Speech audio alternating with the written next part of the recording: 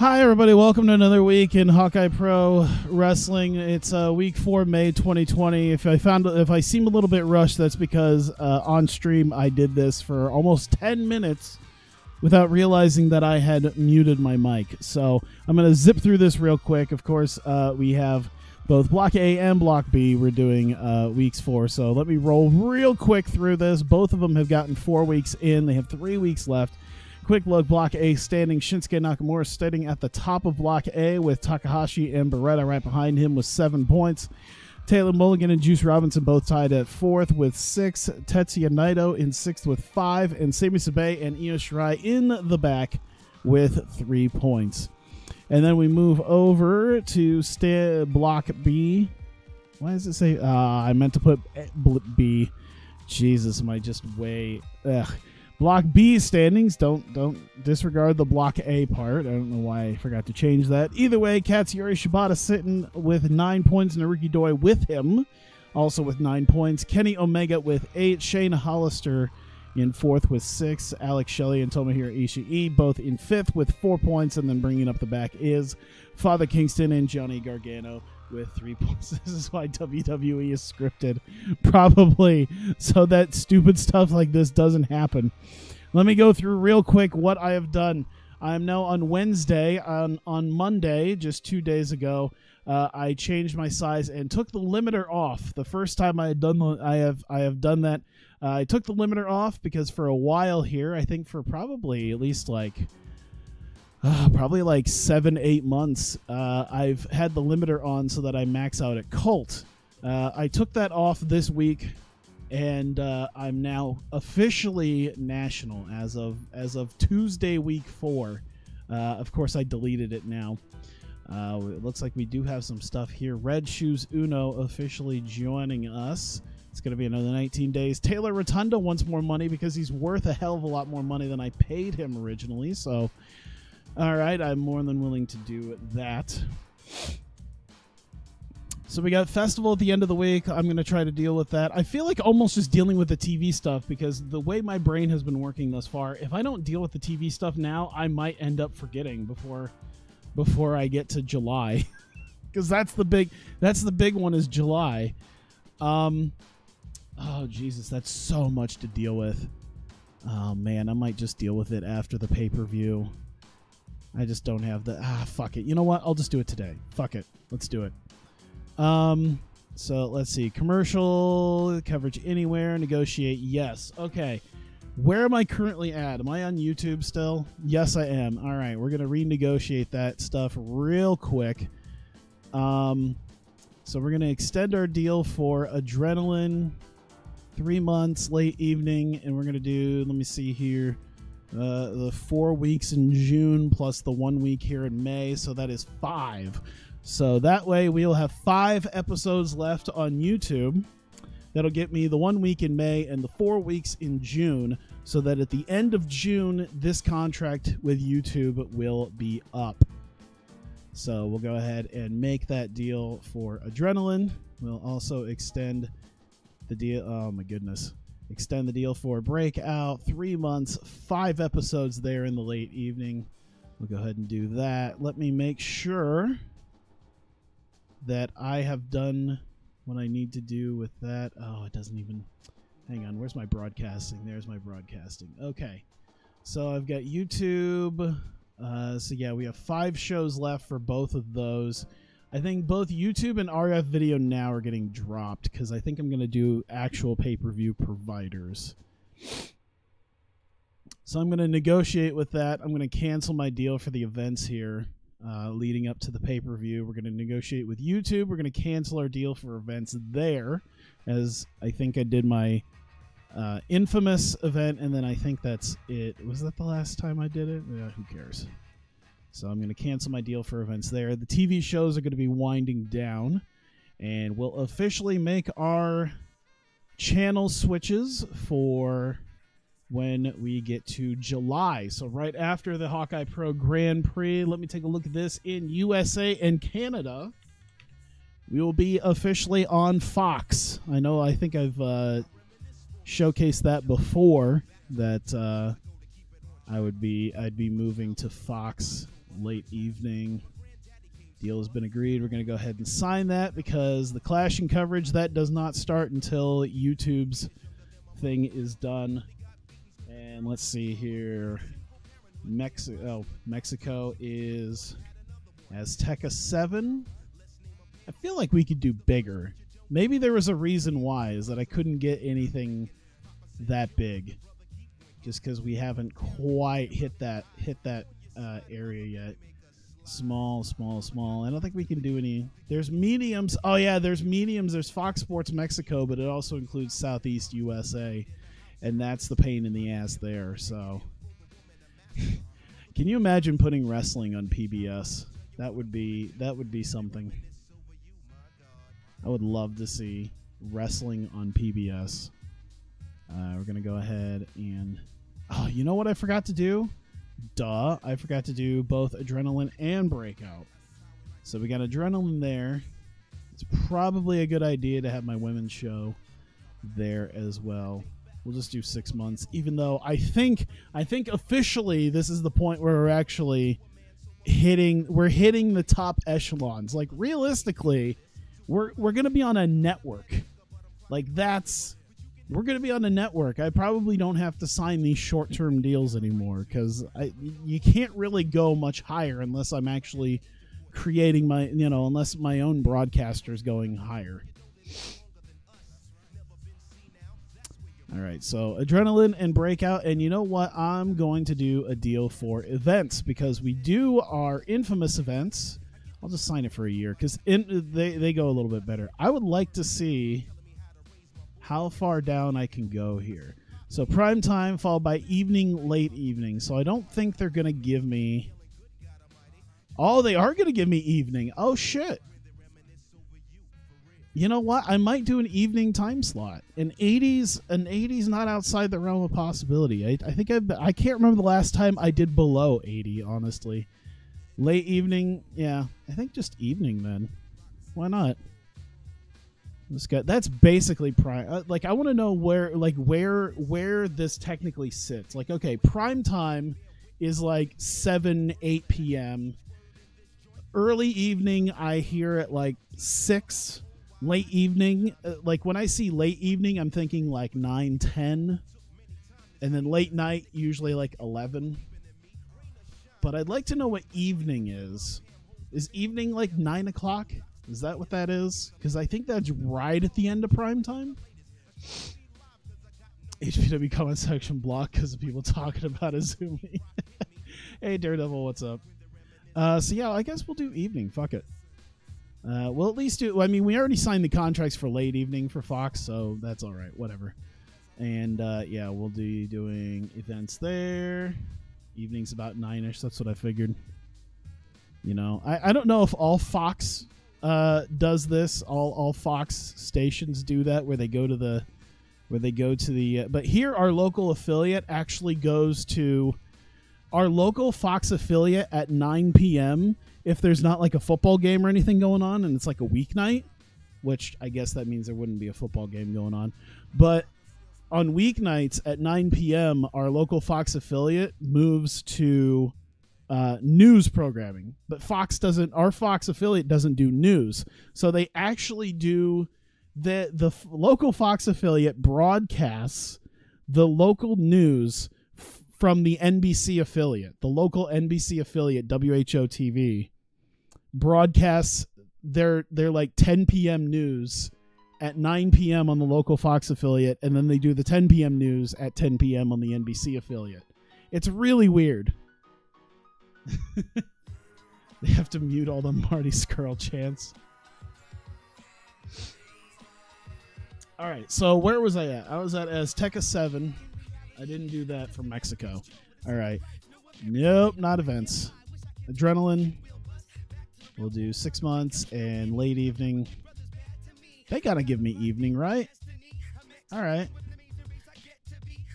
Why? You know what? I'm just going to do late evening for all of it because I know it's not going to mean anything, but I would love to make sure it's at least consistent everywhere. So, yeah. Let's see. Breakout. 6 months, late evening. I don't mind that it's just regular evening for the events because that's not going to air like... I think that's just going to mostly air on Fox. And then maybe... I actually checked this, and I thought it was kind of funny because I'm pretty sure there's not a Sky Sports 1 anymore.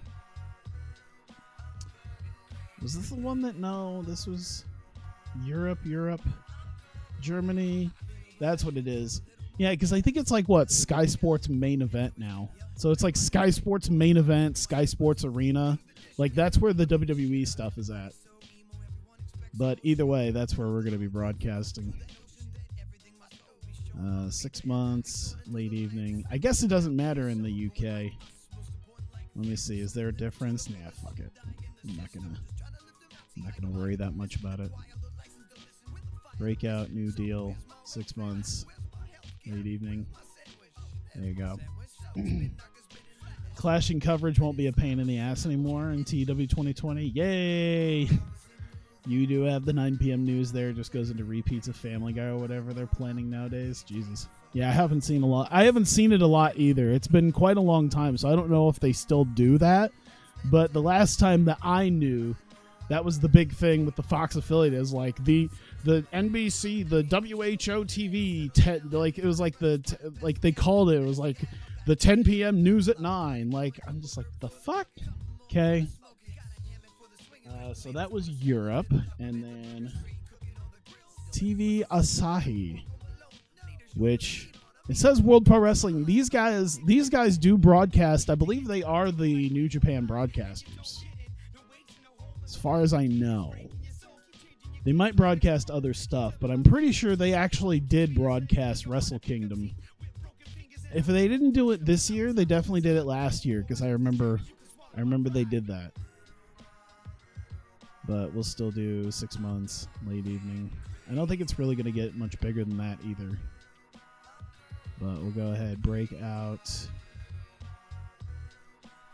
I also just realized that the clashing coverage is going to be everywhere. So, yeah, we're going to be on YouTube until all of this goes into effect at the same time. There we go. And Australia, Sky Sport 1, New Zealand. I think there's a reason for that. I think the reasoning for that is I couldn't really get... Yeah, I don't think I could get anything beyond just regular... I think a lot of the Australian stuff right now isn't like... I'm not able to really get a hold of that one. By the way, I don't think that's actually going... We're actually going to be able to do stuff in Australia with that. I might just move to local Australia. Local Central. I'll have to, you know what? I'll have to figure out Australia, I think, later. Because I think Sky Sport 1 in New Zealand. I think even Sky Sport 2. Yeah, look at that. Like, all the TV shows are getting filled up quickly. I just won't have space. I'm not able to put my TV shows on there. I'll have to figure out something else. That must have just happened from the last time that I was doing this. All right, pay-per-view. I'm not the biggest fan of it, but whoops, no, not Destination America. I'm on Fox, for God's sake. Pay-per-view. I'm not the biggest fan of them, but DirecTV, they are huge in America, Canada, and Mexico, so that's going to knock out all of North America for my events. So we could do that, and then late evening. Is there a difference between evening, late evening? No, let's do late evening. Fuck it. There we go. Am I going to add a third show / brand to try to use everyone on the roster more? That's mostly what the roster cuts that I've been doing are for, so that I utilize that instead. I do that, and then I can utilize them more. And we'll definitely be utilizing more people again once we're done with the Grand Prix. Grand Prix does tend to take up a lot of the space throughout the week.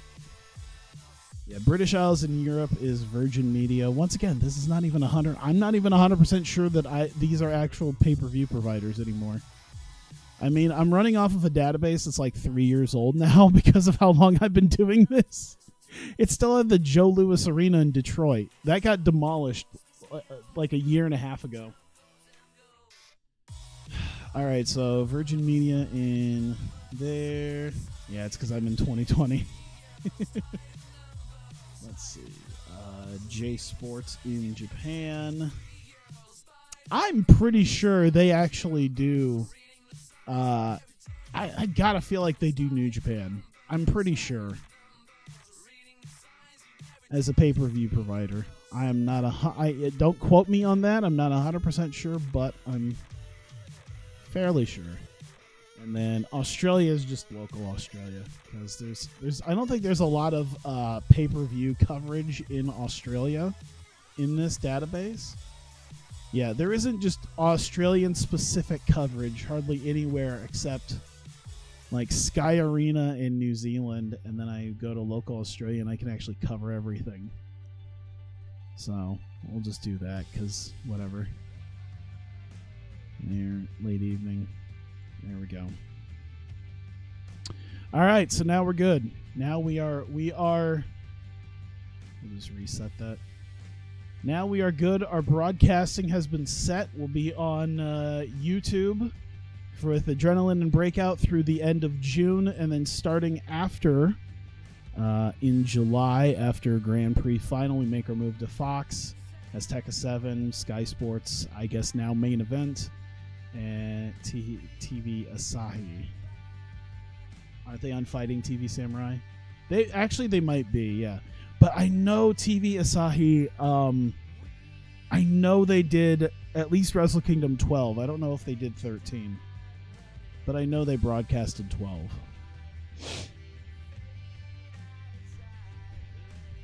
I also looked at Gaora, I think is how you say it, that does Dragon Gate. But it seemed like I'm too big for that. Watch out, SmackDown HPW's taking over Fox, yeah. Okay. Jesus. Okay, so that's already taken me, I feel, too long. Because I really wanted to try to get this done as soon as possible. All right, so it looks like I'm going back to the southwest. Is that where Nevada's at? Yes. And go down to Lawler Event Center. 10,000 people. We won't quite sell it out, but we should be doing pretty good. We'll go ahead and do that. Looks like we were just here. It doesn't shock me. I think I did that for the specific purpose of... Let me see here. Oh, that's Arizona. Was I in Arizona for... That must have been Infamous then. The Tucson Convention Center. Oh, well. Lawler Event Center in Reno. Because we're going to Las Vegas at the end of the week here. All right, so where are we at? We have our GP matches here. No, not the one-on-one. Come on. You can do it, Tyler. I believe in you. Oh, that one's not actually happening. Okay. So, Taylor Mulligan, the TV champion, taking on Hiromu Takahashi. Go ahead and do that. Hawkeye Pro GP. Is Hiromu gonna be irritated about possibly having to put over Mulligan again? Probably. We'll throw some stuff in here to make it worthwhile at least. Let's go 15. TV champ's gonna get the win here. But yeah, we're gonna do open match. Let's do tainted win. And I don't know if he's gonna you know what I'm gonna do just to help. I'm gonna help keep Hiromu strong. I know that's gonna limit it, but that's fine. Yeah. All right, cool. So he's cool with that, which is good because I think Hiromu is like, yeah, he's leagues over Mulligan in popularity. He's a full letter grade above him. Let's see here. Naito and Beretta. Here we go. Naito versus Beretta. Hawkeye Pro GP. How long should he go? You know what? I don't think I'm going to let it go too long. I think I'm going to let them, like, kind of... I think they could probably storytell this one, can't they? Yeah, I think so. He went from a young boy to a big star. Yeah. Let's give them 14.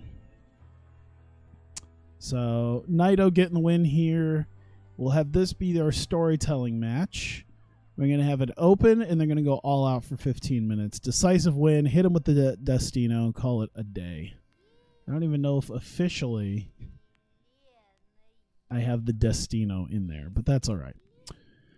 So, Naito, let me make sure. Yeah, Mulligan's going to get the win. There's going to be a lot of cheating going on to get the win here. Naito's going to win here in a all-out bout. All right. Juice and Nakamura. Oh, God damn it. So, Grand Prix that. Whoops. Juice Robinson and Shinsuke Nakamura.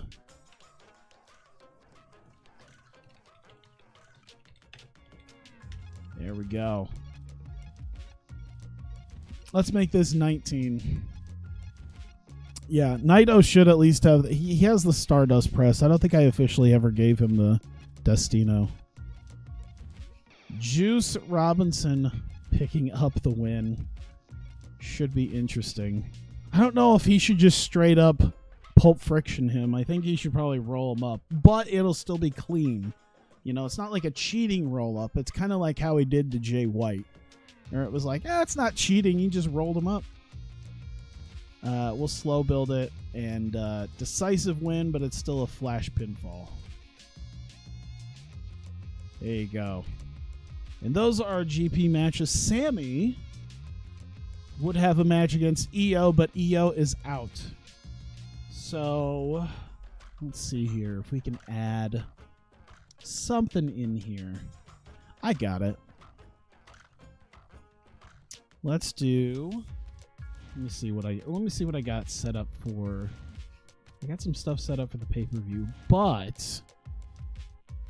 we can put Sammy in there against Taiji Ishimori, because Ishimori's been kind of out and about, not doing a whole lot, and giving him a match would be helpful. We're going to give him 12 minutes. Ooh.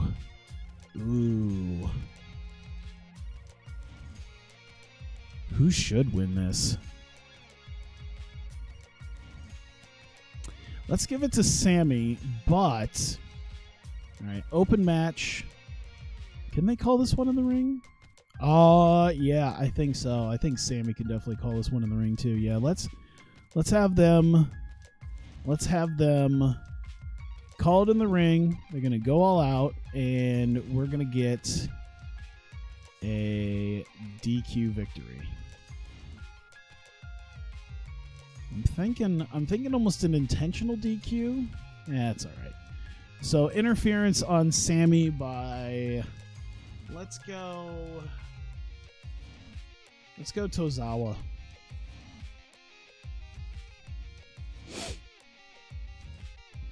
Tozawa gets involved in the match.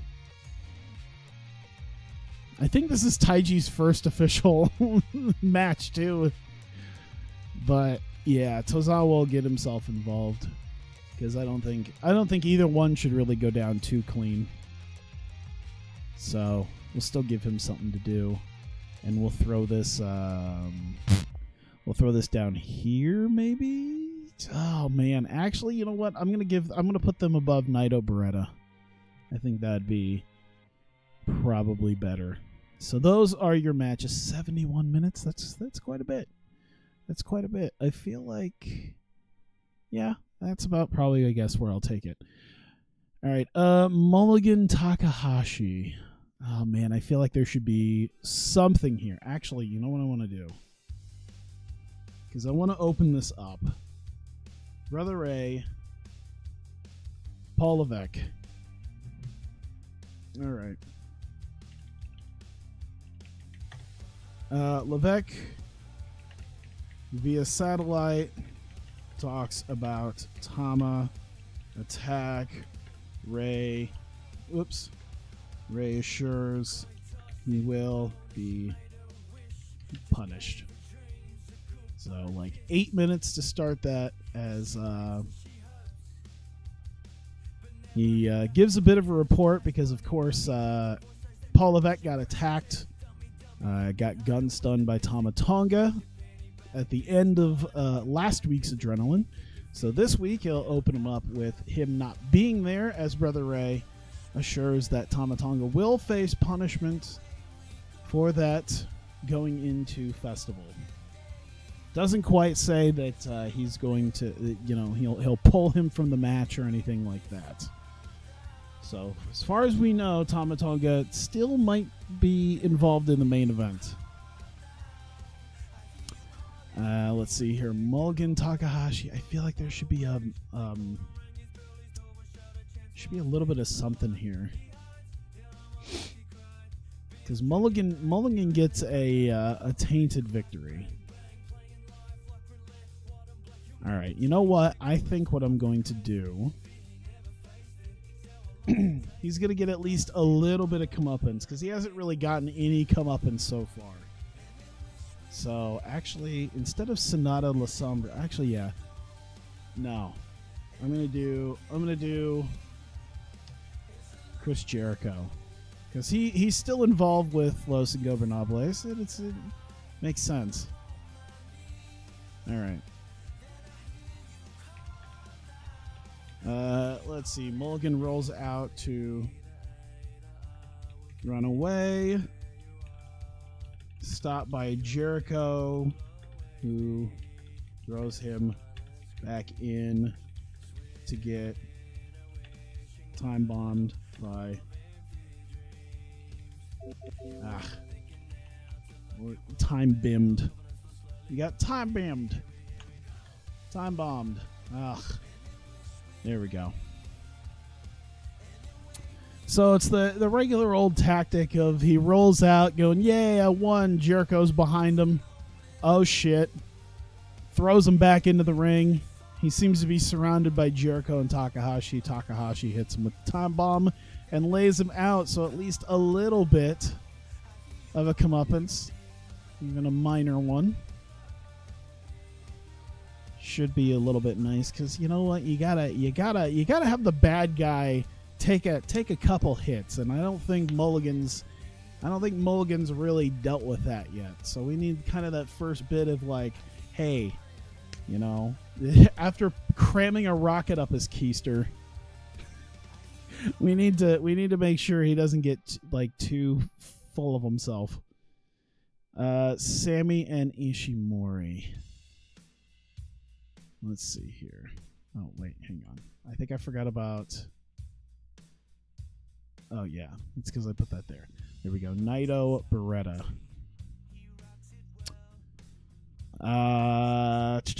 WWE should take notes on that. They should. It's nice to have the heels get a little bit of comeuppance once in a while, you know? Let's go. Tetsuya Naito... And should I? You know what? You know what I might do? Let's have Beretta and Johnny Gargano. Here we go. Receipt device in locker room. Preps for Beretta's match. Gargano wishes luck as Beretta heads out. There you go. Whoops. Just a basic, hey, there you go. A little bit of something. Something. We'll make it, yeah, we'll make it 3 minutes. That should be fine. Here we go. Might not be the best, but that's all right. A little bit of something. Let's see here. Naito getting the win. I'm thinking... I feel like Naito should say a little bit of something.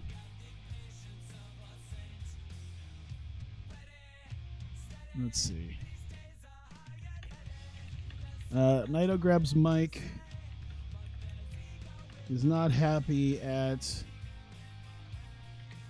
how do I want to make this? You know what? Yeah, we'll make it... Because I was going to say, he wasn't happy about the loss, but he's not mad at Naito, so... He's not happy about Mulligan's antics. Focused on going through the GP with...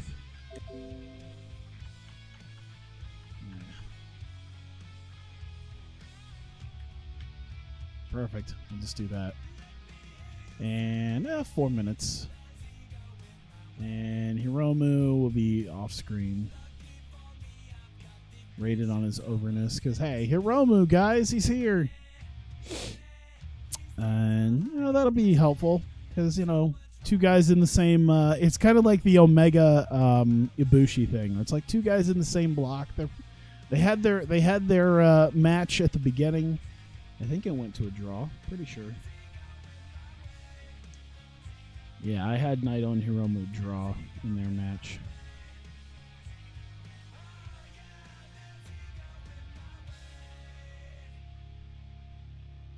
Sorry, I'm trying to figure out where I have a color thing on I have a color thing on my Excel spreadsheet, and now they've changed like how the colors are. So now I don't know where my specific colors are, and I'm worried about that. And I shouldn't be, but I'm still worried about it. I'm like, why is my colors not here? Either way, let's see here. Sammy, Taiji, we'll have a little bit of something here. Father Kingston, who was, I think he was successful. No, Kingston lost. No, wait, no, hang on.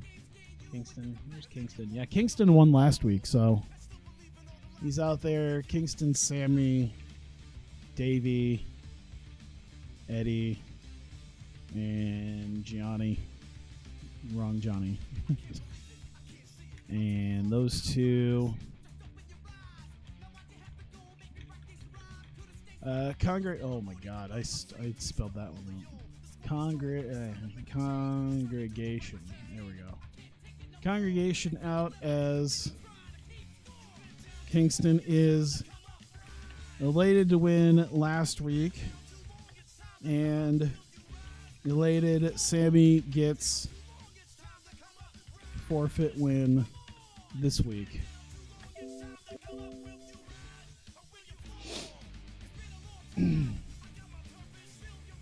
I guess 4 minutes there. There we go. I'm trying to not make too many stupid noises as I'm doing this. And we'll throw, let's see, Akira Tozawa, Naruki Doi, Sho, and Yo. Doi and Tozawa will talk. Sho and Yo just stand there and look pretty. Oh, I forgot the biggest part of it, Ishimori. Monster Max out. Want Sammy to compete tonight against as Taiji's debut opponent. Accepted. There we go. So we'll go ahead and do that. Sammy will get a chance to talk as well, since he's kind of a part of that. There we go. So we do that. And I guess this will just end. Man, I don't feel like... Should this just end with Monster... Yeah, I guess this will just end with Monster Max beating him up. So Akira Tozawa, Naruki Doi. We'll do Sho, Yo, Taiji, and Sammy, Father Kingston, and we'll do John Hennigan. Because I think I have a pretty good idea of something to do that is gonna lead to another slimming down of the roster. If you catch my drift. Let's see. Monster Max continue beat down on Congregation and proceed to drag Hannigan up the ramp and out. There we go. So I guess selling is what everyone's doing here.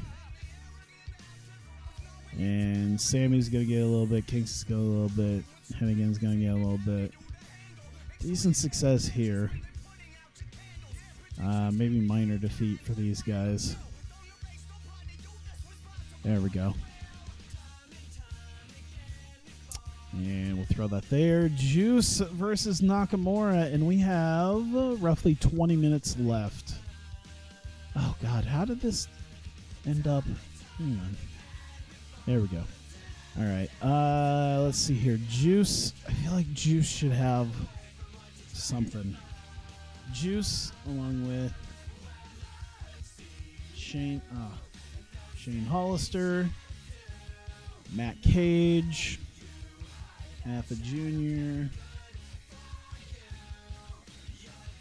Maybe not Shane Hollister right now. Cody Hall. Yeah, that's your day one, guys. Shane kind of, you know what? Yeah, we'll put Shane there. All right. Juice talks to day one as Shane walks in and wishes Juice the best against Knock. And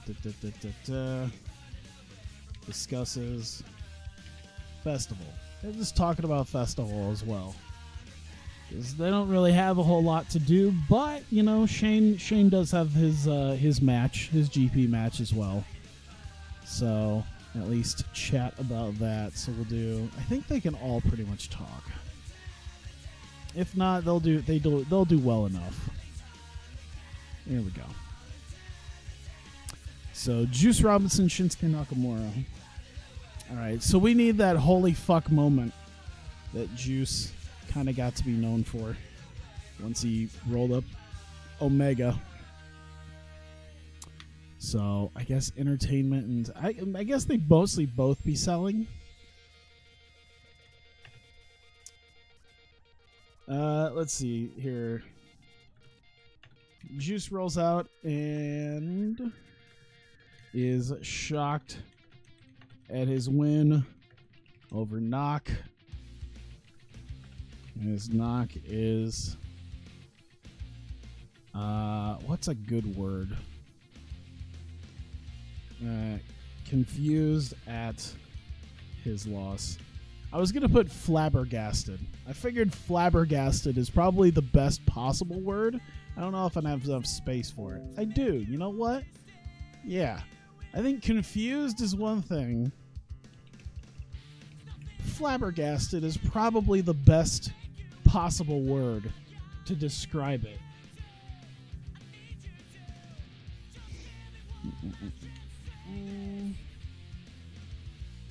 Hang on. Yeah. Bewildered might have been another good word. Bewildered probably would have worked as well, but that's what this is. So success, and he already took the loss, so it's just mostly a success for Juice to be able to be a part of that. Okay, let me see here.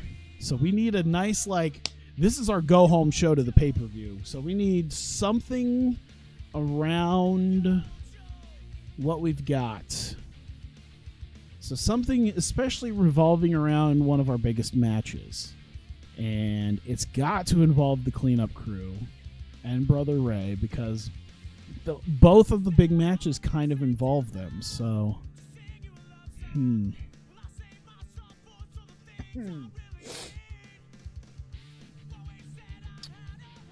And let's see here. Let's do Brother Ray. Oops. Tama Tonga. Samoa Joe. Robert Roode. And Alex Shelley. All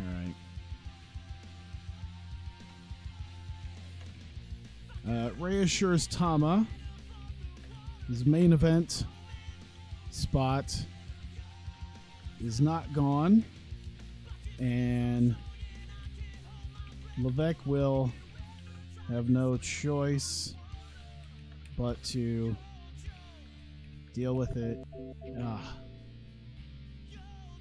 Levesque will have to deal with Tama as number one.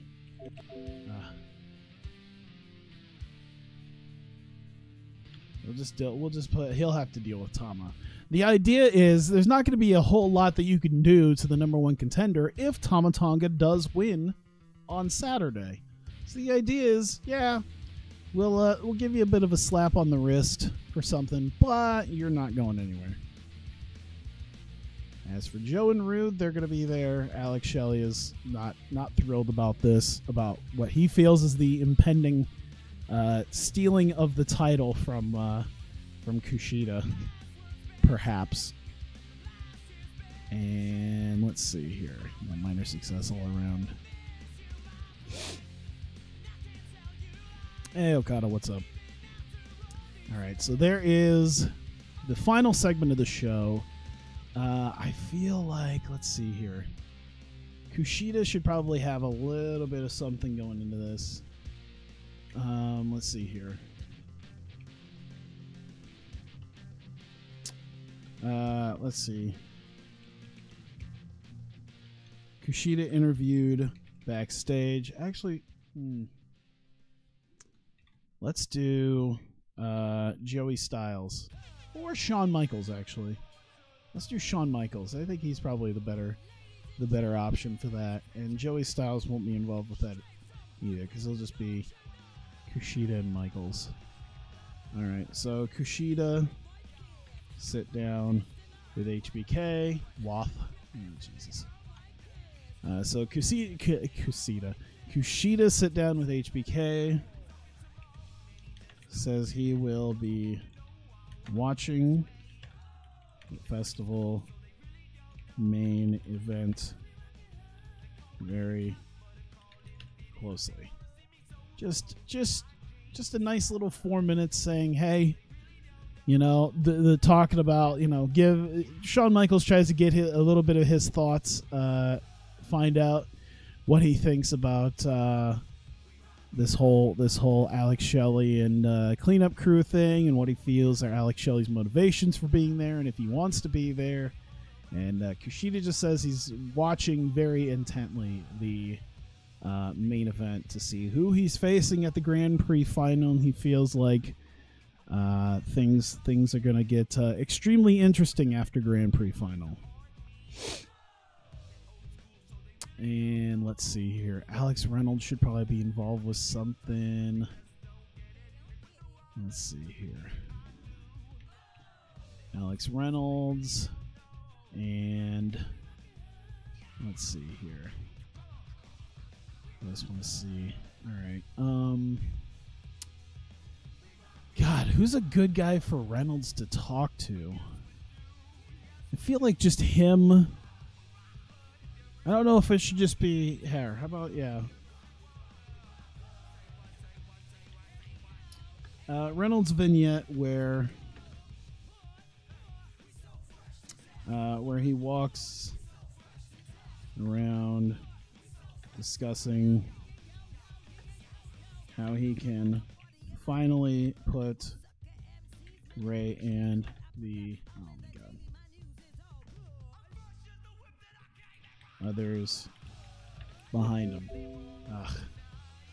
Put Ray and the others behind. We'll just do that. Just a bit of a vignette where he's kind of walking around the same areas that he was walking when he was kind of lost and found what he was going to do, and now he's kind of back there again to discuss the fact that he can finally put this behind him, perhaps, with this win and a heavyweight championship shot. And the final 3 minutes need to be devoted to one Prince Devitt, Peter Dune, Adam Cole. I wonder if someone is going to be like, it's not Peter Dune. I know. Chris Hero. I feel like I'm missing someone. I think that's it. Let me see here. R&R Fight Team. Oh, God, what do I want to do with this? What type of team building? I'm trying to think of a good team building exercise. Devitt made them do trust falls last time. I'm trying to think of a really like corny team building exercise. I wonder if I could just Google that. Like, let's do like corporate team building activities. There we go. Let's see. 27 fun corporate team building activities. Perfect. What corny shit is the R&R Fight Team about to do? Oh my God. All of these are amazing. Number 1 is a scavenger hunt. Holy shit. I want that. I want 3 minutes of Pete Dunne being drug around by Adam Cole, Chris Hero, and Devitt having to do a scavenger hunt. Oh, God. I gotta do a karaoke night. Oh, that's gotta happen. All right. So Devitt is trying to get the Rock and Roll Fight Team to stay together, and team building exercise is how it's gonna work. I'm gonna keep that up because I think there's gonna be some more team building exercises we're gonna be doing. Oh man, this is some of these are stupid. It's just one of those things where it's like, oh God, that's so corny. I want to do it. All right. Go on a scavenger hunt to find I want to put like a replica heavyweight title. That's what you win. The scavenger hunt helps you eventually find a replica heavyweight title. Pete Dunne finds it and is not happy because it's something he used to have 2 months ago. And Prince Devitt was too worried about Bob Sapp. I feel like this should be more than 3 minutes. But I'll leave it as is. Yeah, we'll put it there. All right. I think we're good now. I think it's time to do this. All right, show run. Let's go. All right, starting it off, 9,000 people at the Lawler Event Center in Reno, Nevada. The go-home show to festival starts off with Paul Levesque on via satellite, perhaps hanging out at his house. What's going on, Okada? But he's hanging out. He seems to be perhaps in an office, his own personal office. And, he gives a bit of an update and says that he's a bit sore right now. He's taking it a bit easy, but he plans on flying to Las Vegas in a couple days to be there for a festival. This is not a ball-playing street. What? No. You got to tell me what the fuck they're doing. But Brother Ray comes out and apologizes for Tama Tonga's actions and assures that Tama Tonga will be punished by Brother Ray. And so they're playing basketball in a busy street. Oh my God. I just feel like it's the basketball version of like Wayne's World where they're trying to play hockey in the street. Just game on. I still remember the days when Matt Hardy would wage war against HPW. Now we're on YouTube and have to do scavenger hunts to get monetized. Oh, just wait till we're doing like corny like fitness comedy segments, or we'll have La Sombra. We'll have La Sombra just do videos every week that just goes, I'm Latino. It'll be fantastic. Just the stupidest shit. Scavenger hunts to get monetized. all of the Rock and Roll Fight Team skits are filmed by Shot Studios.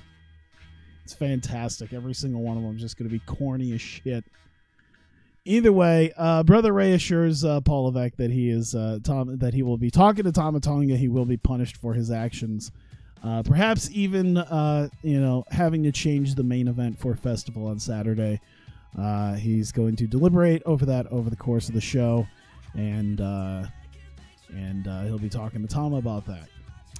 We get on to our first Hawkeye Pro Grand Prix and match, and it is Taylor Mulligan, the new television champion, against Hiromu Takahashi, and decent enough match. Bit of cheating.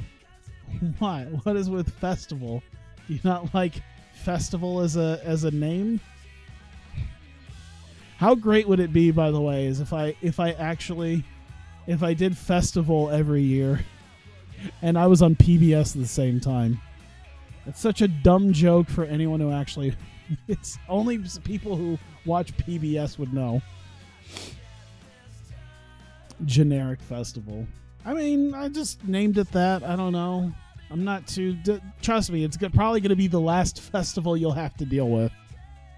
With the fact that we're 9 months out from 2020 coming out. It's the last one you'll have to deal with. But either way, Taylor Mulligan gets a little bit of cheating, uses ropes for leverage, and gets a sneaky win over Hiromu Takahashi in a decent enough match. Seems to be doing quite well. Hiromu doing extremely well. I think they combined for quite good there. And I think if it was like a 20-minute match, they probably could have had a much better rating. But I'll take what we got there, especially for an opener.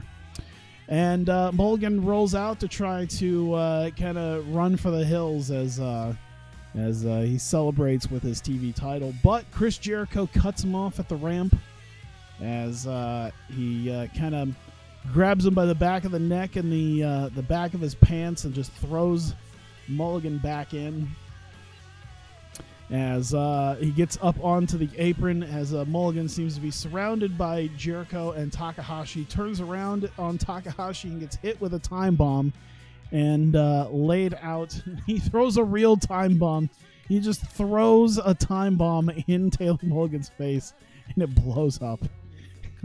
Our TV champion is dead.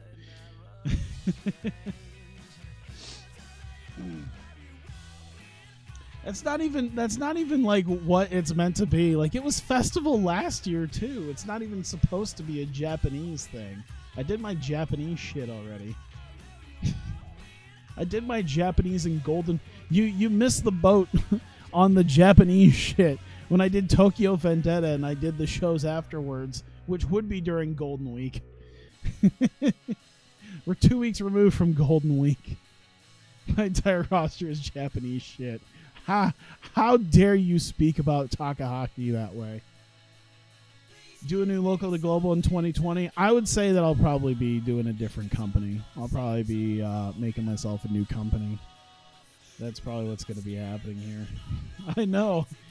I'm used to this for Okada, but I don't know what's going on. But either way, he gets hit with a time bomb laid out, and a little bit of measure of revenge, especially for the TV title situation from less than a couple weeks ago, as well as the cheating roll-up by Mulligan.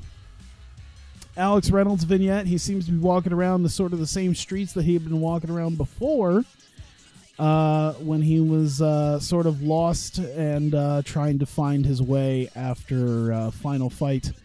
And he walks around discussing Brother Ray and discussing the history that they've had. And he was so sure that he had been done with Brother Ray at Blackout after beating him senseless inside a steel cage, but it was not quite enough. Seems like he has to overcome one more hurdle to leave behind Brother Ray. and end this between him, and that should happen at the main event of Festival on Saturday. He should be just a few days away from finally ridding himself of Brother Ray. Receipt of Ice in the locker room here. Gargano, he's done kind of okay for himself, not nearly as well as Beretta has in the GP. They prep for Beretta's match, and Gargano wishes him luck as Beretta heads out for his match against Tetsuya Naito coming up. Am I going to keep HPW active, though? Probably not. I think the whole HPW story will be wrapping up with 2016. And I think that'll be the last time that really does that, because from what I heard, 2020 is actually going to let you take a save game and make it a database, which means we can actually transfer, which means the one thing that I've been dying to do, and I can't believe they haven't done it, because I don't know if people know about that with TEW 2020, is they're going to allow you to take a save game and make a full... what is it? I'm moving my hands like people can actually see it, but they make a full database out of it. So you can take a save game, make a database out of that, then convert that database to a new game when the next game comes out, probably like 2023, 2024, who knows. And then you can continue that, which I think is probably the best idea, because then I don't have to worry about like save games or anything like that. I can just go, boop, okay, and it's a database, and just take that database and boom, right there. So, we'll see what happens. Are Candice and Gargano still married in the game? No, they are divorced.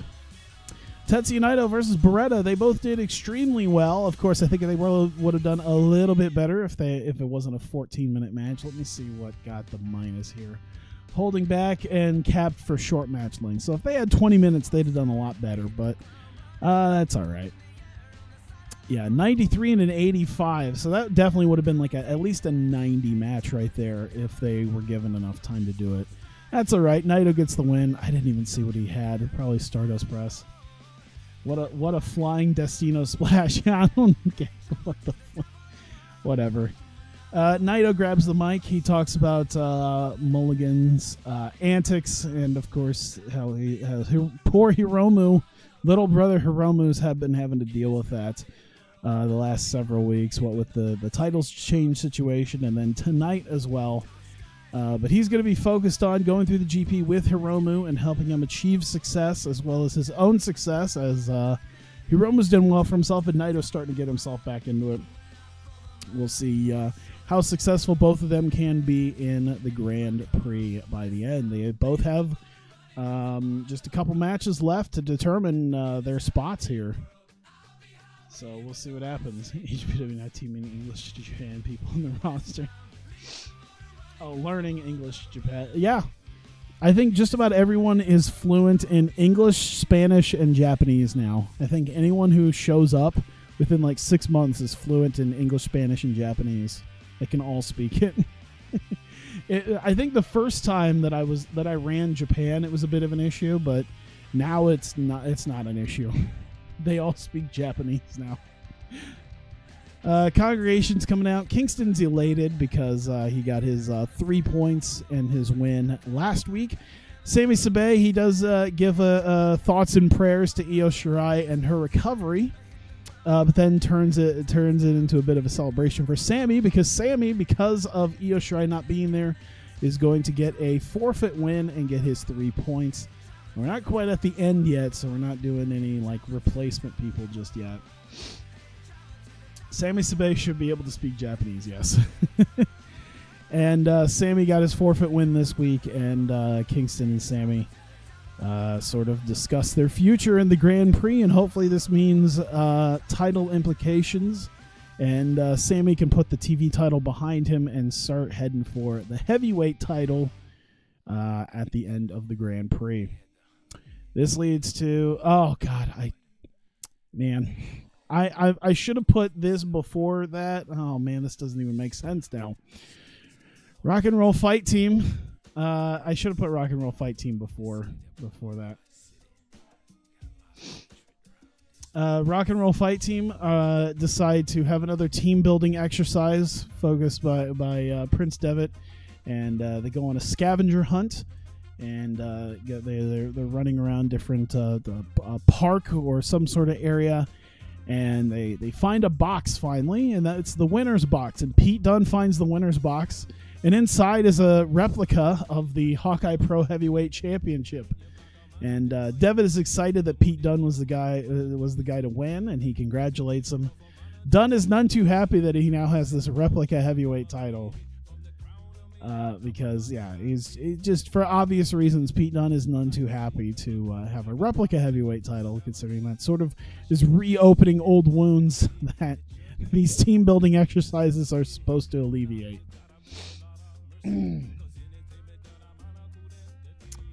And we go back. Monster Max comes out to interrupt Congregation as they demand that Sammy should prove himself, though, tonight of being worthy to be in the Grand Prix, as opposed to someone like Taiji Ishimori, who is yet to wrestle in Hawkeye Pro. But they want him to have his in-ring debut. He wants them to show the power of Taiji, and they want to show just how well he can compete. And Sami Sabay accepts being Taiji's debut opponent, as we're going to get Taiji Ishimori versus Sami Sabay. Decent enough match. Once again, another thing, if it went longer than like 12 minutes, I would have done a lot better. A lot of these 70s here, because I'm kind of time constraining these matches. But that's all right. Hopefully our main event does extremely well. We've still been doing quite well, but yeah, it's still maintaining mid to high 70s. If nothing more than the fact that it's a lot of it's just a lot of shorter matches. It's TV. Either way, Sami Sabay ends up getting the win by disqualification. When Ishimori got disqualified, as Akira Tozawa came in, as Sami looked like perhaps he was going to maybe put him away, maybe try to haluva kick him, and Tozawa gets himself involved and German suplexes him as the referee. He thought the referee was distracted. The referee was not distracted. He disqualifies Taiji, as Tozawa is not happy about the fact that the referee was managed to see that.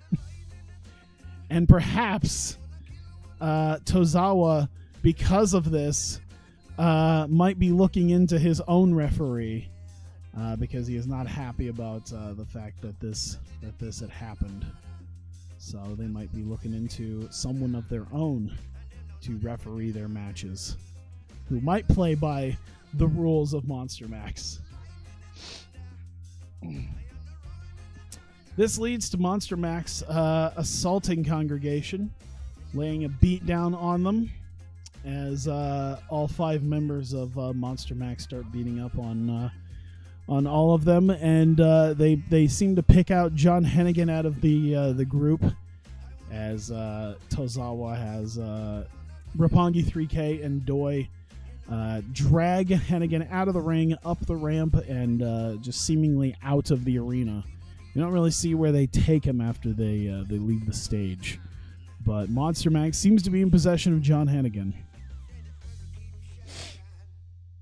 Now we get Kushida in a sit down with Shawn Michaels to discuss the title situation, as he is preparing himself for the Grand Prix final.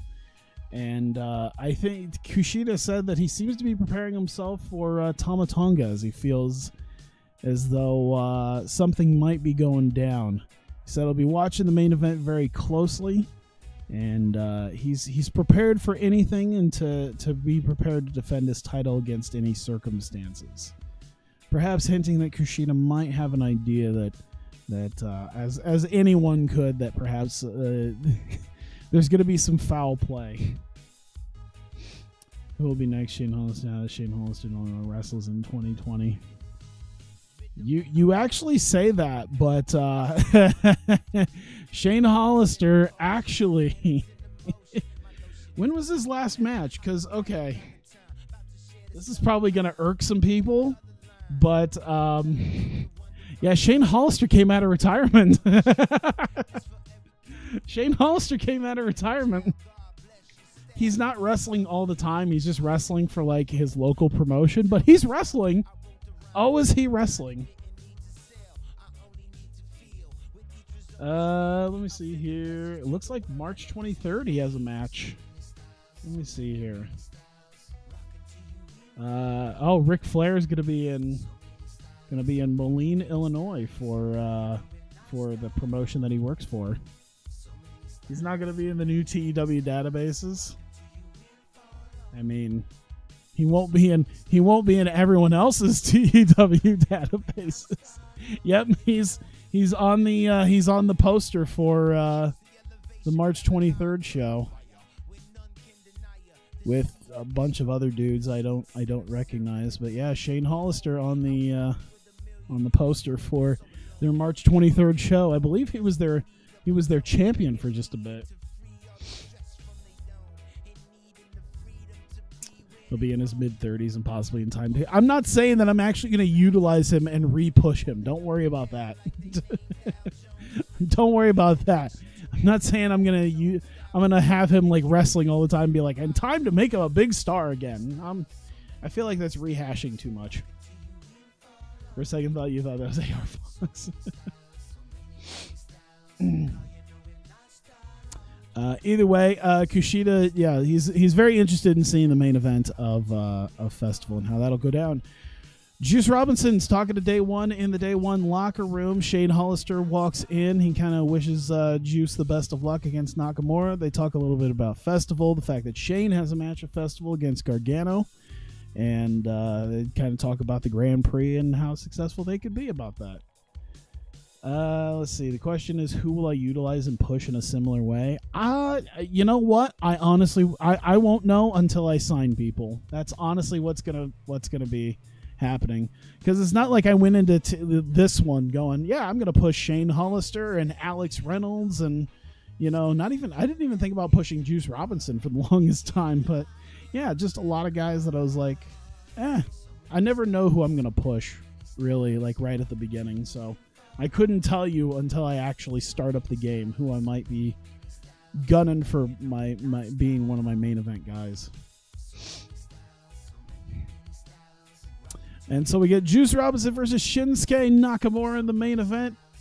We get get towards the closing seconds of the GP match. Juice Robinson, Nakamura looked like he was about to hit Bomaye, but Juice ducks out of the way, rolls him up, gets a quick cradle, and Juice Robinson with the 3 count gets the quick win over Nakamura and gets the surprising 3 points in what might be one of the biggest upsets in the Grand Prix. I believe he also, I can't remember, I think he lost I can't remember if he beat Naito as well, but Juice has a couple of pretty big wins under his belt now for the GP, but getting a big win over Nakamura is going to be a pretty big deal there.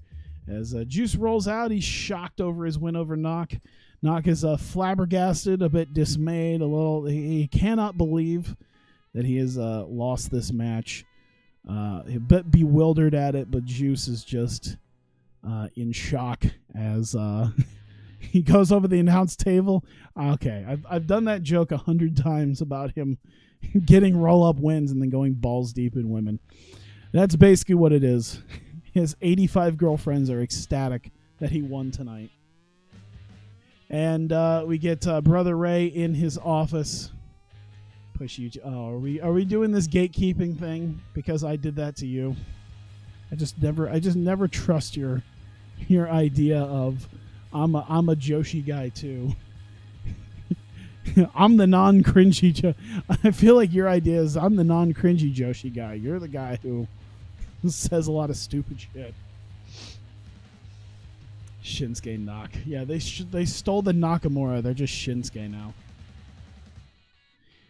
But yeah, Ray assures Tamatonga that he's not taking away his main event spot, and in fact, Paul Levesque, he might not be watching, he might not be, but he feels that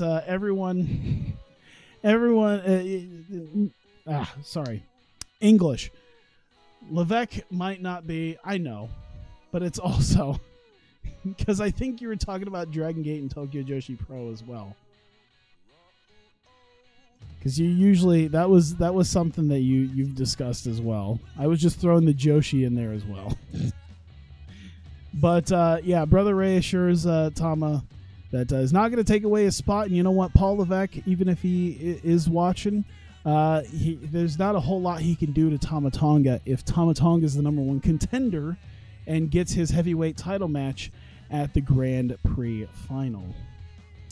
And so just kind of lays down that hint that, you know what, win your match at Grand Prix final is not a whole lot Paul Levesque could do because he's got that guaranteed title match. And that will be the end of that. 90, I'll take that. I'll take that. God, we're an hour 10 in already. Shit, I need to get a move on.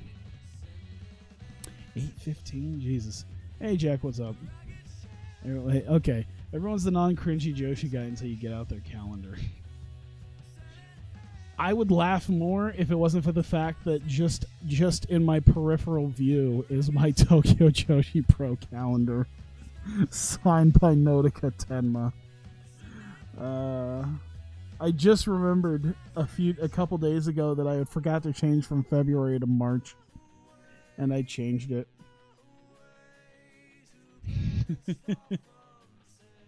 Unread emails.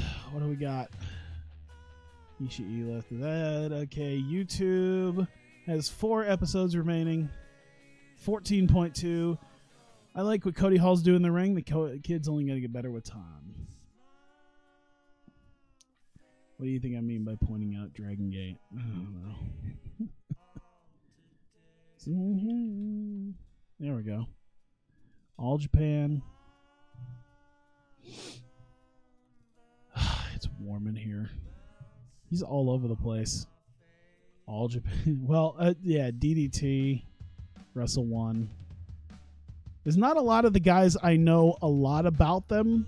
It's a lot of like, I kind of know their name. It's like, even with someone like, who's on my short list that I remember here? Even like Marufuji.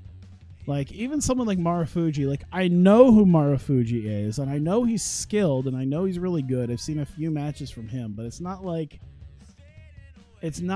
I know much about Marufuji. Like, it's guys, there's a lot of guys, like, I know of their existence. I just don't know a whole lot about them because I haven't seen a lot.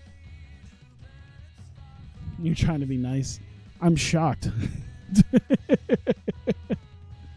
not used to it.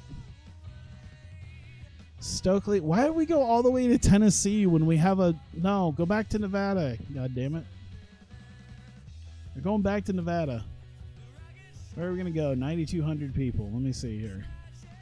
Something that's not in Vegas. That's the idea. 9,000 to 10,000 people. That's where we're going to go. Is it just going to be Lawler Event Center? Should we go to Reno?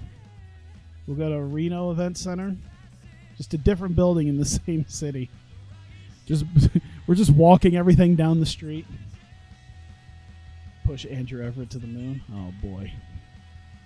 You know what? The last time I tried to push someone NL related, they're now banished to developmental because they became mid 90s Shawn Michaels without all the talent.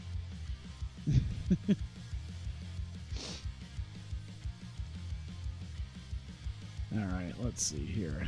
All right, so see, I'm more lost here because I just need to remember what I did on Breakouts and see what I did. All right, we got the title thing there, Heyman International with the condolences. I wonder if we can run one of the Heyman International girls with. Let me see here. All right, I think for a closing one, I think we should definitely have a one-on-one between someone from Sadistic Tales. I'm thinking Azumi. Or we could try to run a main event. We can try to run we can try to run Kana and try to do a main event, or we can do, I'm thinking Azumi, and then you can run maybe Athena. Azumi Athena might work. Have they ever faced? Doesn't look like they were faced as a one-on-one. So that might work. What are you sending me?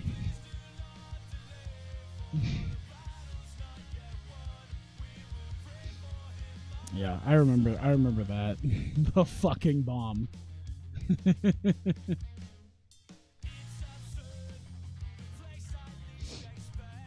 Alright. Yeah, Azumi versus Athena. God, how long should that go? 10 minutes? Probably doesn't need to go very long.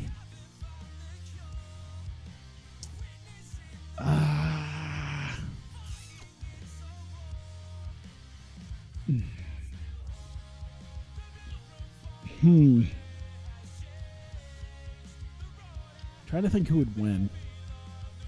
Who should win this?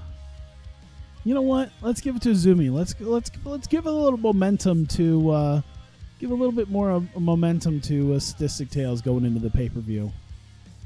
Open match, decisive win. There you go.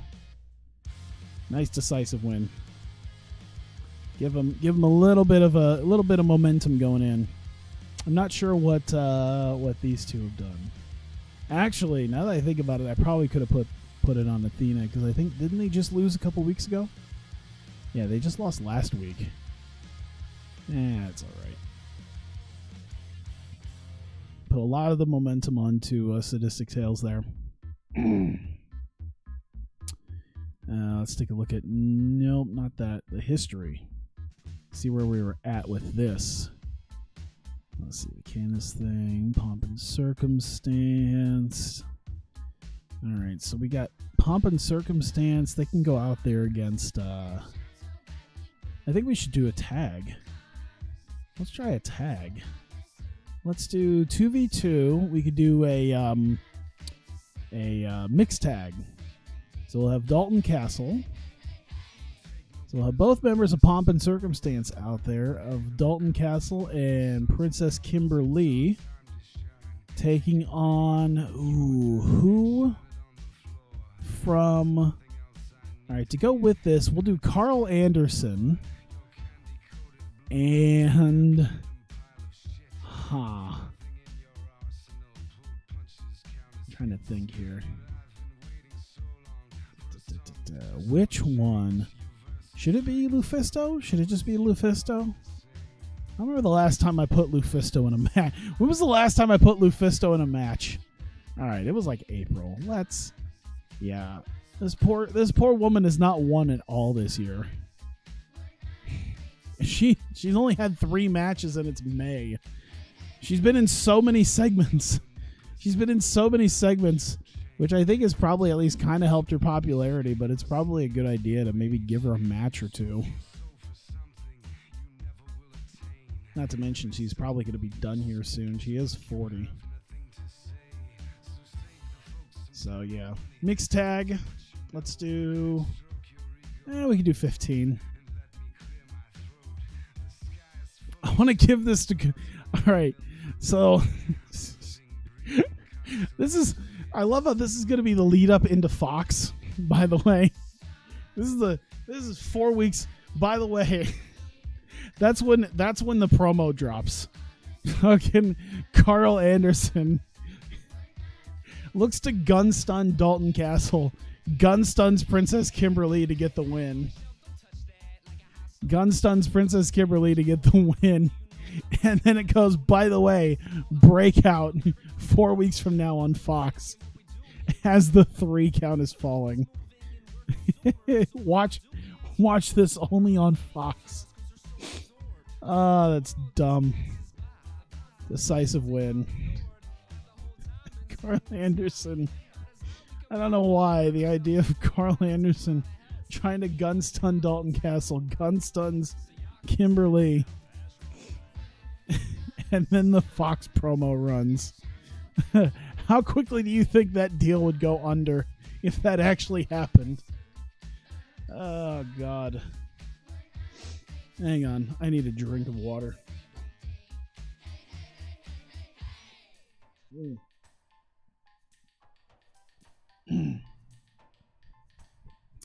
What is it with the weebness? I feel like you don't look at me any better than one who watches fucking David O'Coon Loves Japan on YouTube.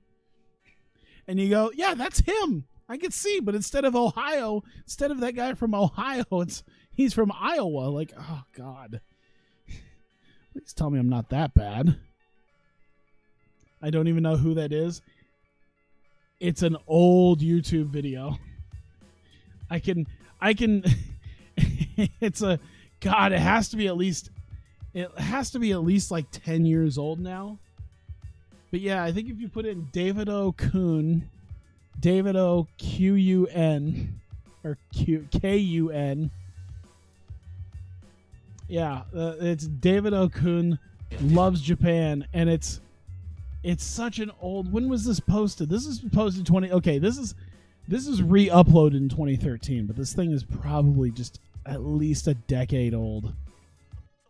It's crazy. But yeah, the whole thing is this college student from Ohio living in Japan, and he's such a massive weeb. He's wearing an Evangelion shirt on this Japanese TV show. They go to talk to him. He's just wearing shorts and an Evangelion shirt. He's from Ohio. He's 21. Doesn't have a job. They go to his room. He doesn't wear shoes, which is something that they are disgusted at. His whole room is tatami mats, which is something that they don't really do a whole lot of in Japan. His whole room is tatami mats, and he has anime and like maids. He has maids. He has posters of maids in a maid cafe. It's he's got a where's the his cell phone has like those like little charms, those like keychain charms, a shitload of those. He just has a shitload of them. And then he teaches him how to do like a dance. Just a ridiculous dance. It's the whole time they're just mocking him, and he doesn't even really seem too aware of the fact that they're mocking him. All right. Sorry, I got sidetracked, but I felt like at least showing that for people who have not seen David O. Kuhn Loves Japan, you should at least see that with audio and the full thing. It is quite the thing. It is quite something to see. Like 2 years ago, the thing is, you look like him too. Oh, God, I'm not that fat. I know I'm a bit husky, but I'm not that fat. Jesus. I think you're more like the guy who filmed a sushi conveyor belt. I saw that video too. I thought that was kind of neat. I don't remember how bad he was, though. I remember seeing that, though. Putting a GoPro on a sushi plate and having it go all the way around. All right. What am I doing? Jesus Christ. I feel like there's this assumption that I'm just some Midwestern bumpkin who's just this completely out of shape, awful looking weeb who just perpetuates a stereotype. I was about to mention Michael Nakazawa earlier, actually. Isn't he in AEW? Didn't I just see that he was going to be in AEW? It's a gimmick. I know, but still. It's a gimmick that I feel like why do I always have to have these terrible fucking gimmicks amongst people that I know. Massive weeb here. My friends still have this massive weeb gimmick for me too. Except they also have this gimmick where they keep making jokes. I don't like it. Where they're sitting there going, yeah, he's a lolicon. I'm like, the fuck? No. Yeah, that's where I once said that they were lollygagging, and they're just like, you said that. No. This is why I don't like all the weeb stereotype stuff, is because my personal friends take it to the umpteenth level.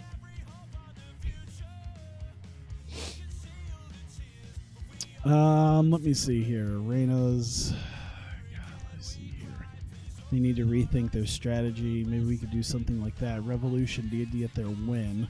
I feel like they should still do a little bit of something. Maybe they should come out and wrestle, maybe? I'm trying to think of one-on-one. Let's do that.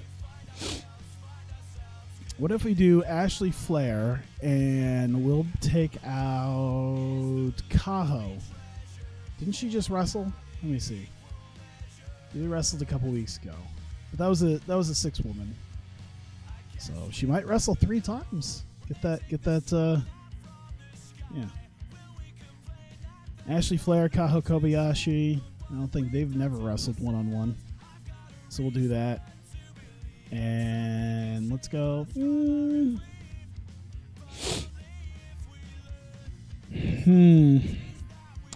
What should I do with that? Let's see. 16? Can they go 16? I mean, I'm sure they can go 16, but how well can they go 16? Yeah, they can go a little bit further. Well, let's give them like 18. This will be the semi-main, I guess. And let's give Kaho a win. I don't think she's won yet. Now that I think about it, I don't remember her winning. No, she is Job Squad Elite. Let's give her a little bit of something. She keeps losing some of that. Let's. This is gonna be the night of people actually. This is gonna be the night of like upset victories. Like, oh my god, these people win. Let's do open match. Let's slow build it and decisive win it. So there you go. Azumi getting some wins. Of course, she's been getting some wins, but like, you know, Lufisto getting some wins. Kaho getting some wins. What's our main event gonna be? I'm thinking going into. I think going into the pay-per-view, Dash will be out there to main event with Kagetsu because she's got a match coming up on Saturday. Shawn Michaels looking like a truck driver now. Yeah, I think this was. I can't remember if that Shawn Michaels version that I have is. I think it's maybe about a year old. I think it's just less than a year old. But yeah, he's starting to look very interesting. Who should they take on? Okay, so Kairi Hojo. They want to do something. Thinking Maki and Reika. Idol Fight could maybe have something. I think they should. Oh man, maybe not. Idol Fight might not be big enough to do this. Let's do Madison Eagles and Mercedes Martinez. So this is kind of the first time the new Shimmer and Shine, kind of the new grouping. Now that Nicole Matthews is a singles champion, we're gonna try Eagles and Martinez, and we're gonna give them 20. And we'll give it to Dash, because why not? Can Kagetsu? Kagetsu doesn't really have the psychology. I think the other 3 do. But I don't know if this could be storytelling, honestly.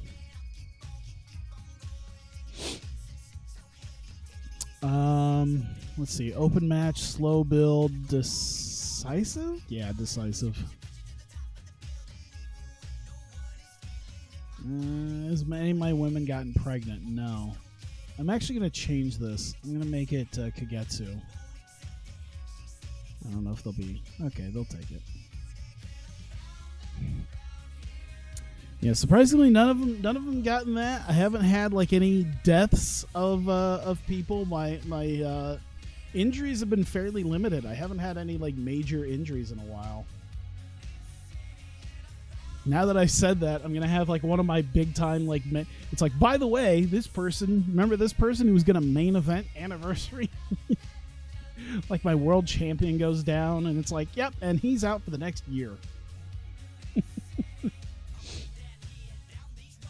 Yeah, now that I said something, now that I've gotten, someone's gonna tear a quad and be out for a year, snap their neck. Marty Scurll was close to dying. Well, I guess there's that, yeah. But I let him go. Now he's TNA's problem.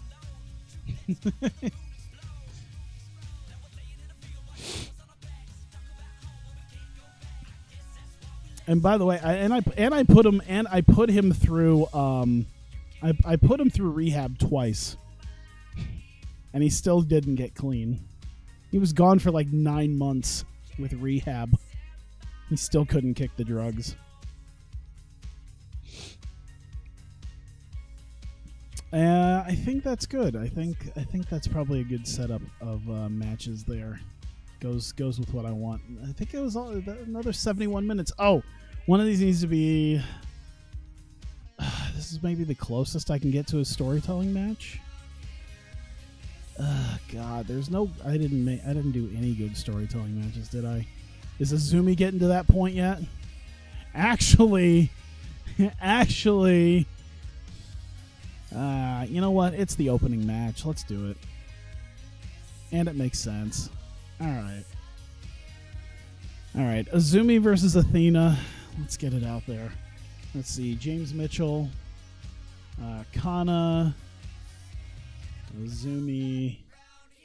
And Neo. They'll talk. They'll all talk. How about that? Is Azumi someone who can... She'll be fine. She'll learn. Let's see. Sadistic Tales out. Azumi has one last 17-year-old can tell a story. Close enough. Yeah, but she's been wrestling since he was like 13. Yeah. 11, sorry.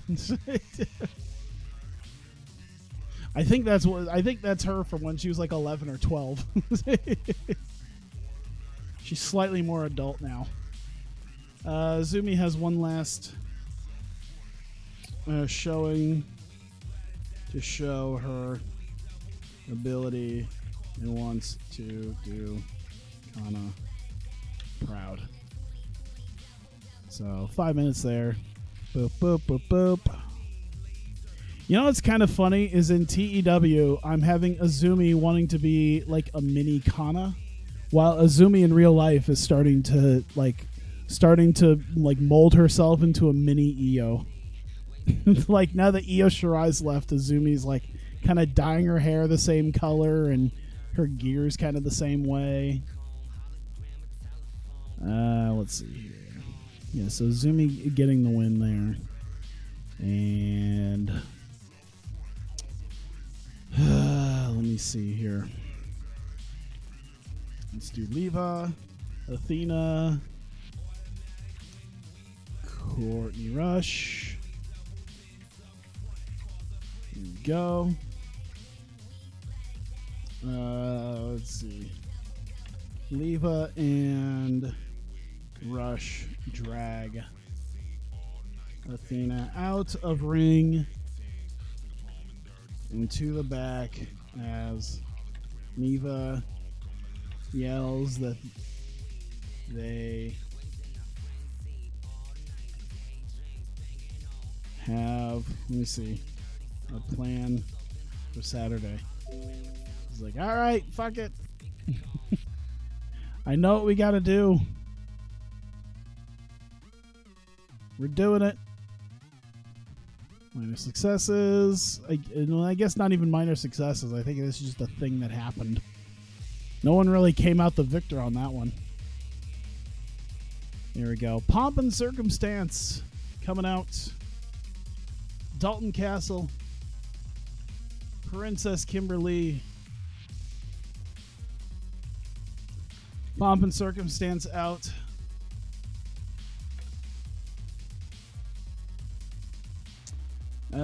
Let's see. They are disgusted that they have to put their hands on Justice Legion again, this time in mixed tag. Leva Bates cosplay as Rosemary once.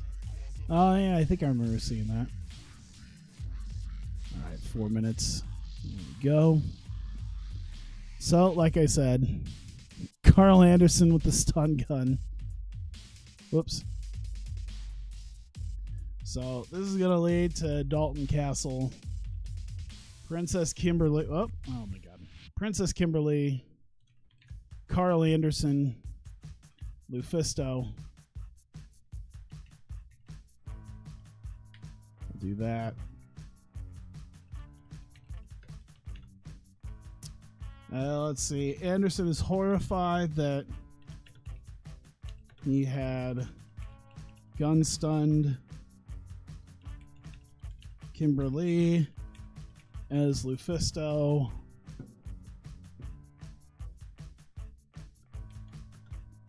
Is unsure of what to do.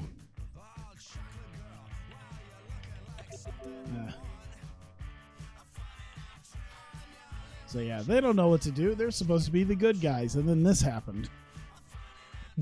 That's not how stuff's supposed to work. I guess a minor success because they won. Yay.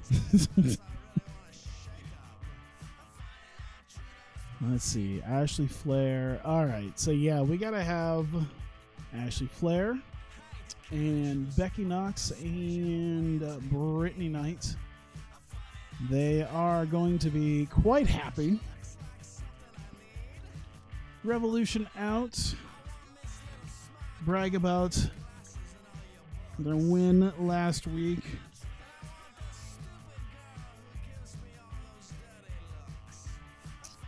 And plan on their tag title match in the future.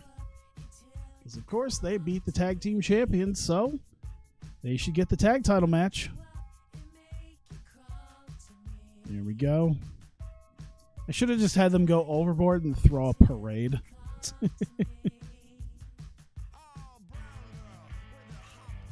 Real life, Brittany injured HPW. She's still wrestling. Yeah.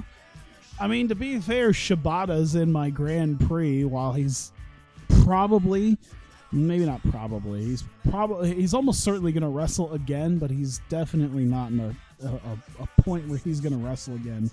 But he's PKing people here. All right. Let's see here. McFoley, along with Ashley Flair, Becky Knox, Brittany Knight. Here we go. Foley out to admit that they earned their title match, but it will happen after the festival.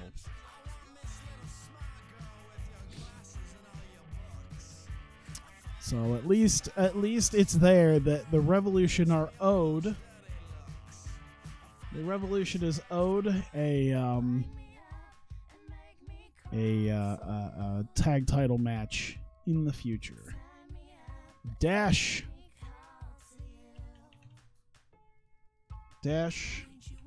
Kagetsu. Here we go. Dash and Kagetsu out. They can't find Hazuki, but are ready for Kairi at Festival. Firstival. Nope.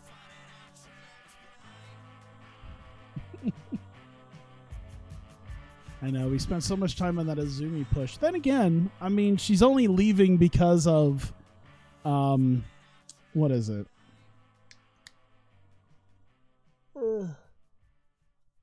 She's leaving because of, yeah, because she's got to go back to Japan, so maybe she'll go there and then we can bring her back. We'll just have that 6 months, 6 to 12 months where she's not there, which will probably be the rest of the time that I'm playing this.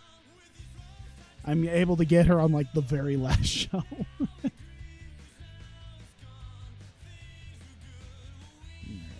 Minor successes there. There we go. Alright, so Dash, Kagetsu, Hazuki. We'll do Kairi if she's off screen. So, Suzuki. Hazuki shown on screen, tended to by EMTs. Dash and Kagetsu run to back to find gold coin on her. There we go. 5 minutes. So let's see. They're selling their match at least. She's selling that she's dealing with that. And Kairi Hojo will just do her overness because, hey, it's a calling card of Kairi Hojo, that gold pirate coin. So I guess we can do minor successes because, well, we'll do neutral there. It's a bit of a minor defeat there, and it's a success for Kairi. There we go. 106 minutes, which means we got so much time to do God knows what. And a lot of people we can do it with. Let me think here. What do I need to deal with? I need to deal with Miyu and Mayu, because we should probably have something with that. So let's have Paul Heyman, Mayu Iwatani, and Miyu Yamashita. And they'll sit down with Joey Styles. There we go. Kairi's cringe in general in real life. I guess I can see that. There's parts of stuff that even I really like her, but I'm just at a point where there's some things where it's like I can't really defend. I can't defend her goofy march.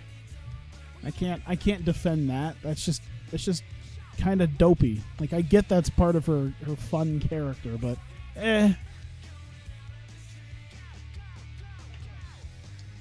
Heyman International sit down with Styles. Discusses EO's return time frame. So 5 minutes, and they all get a little bit of time to talk with Styles. I don't know if we should be taking... I don't know if Miyu and Mayu should be talking. It'll be fine. Io's just a corpse. Well, Sean's just not there. They're not doing the sit down with him. He's just at the desk or something. It's like a pre-tape.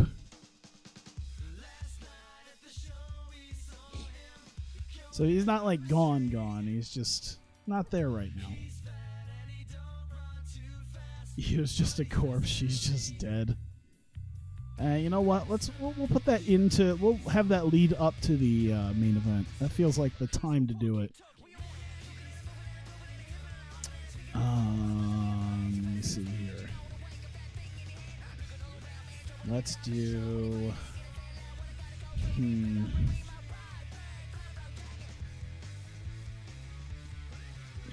Okay, Reika, Maki, and Lady Beard. All right. Idol Fight and Lady Beard go hunting for Dobson to stop her.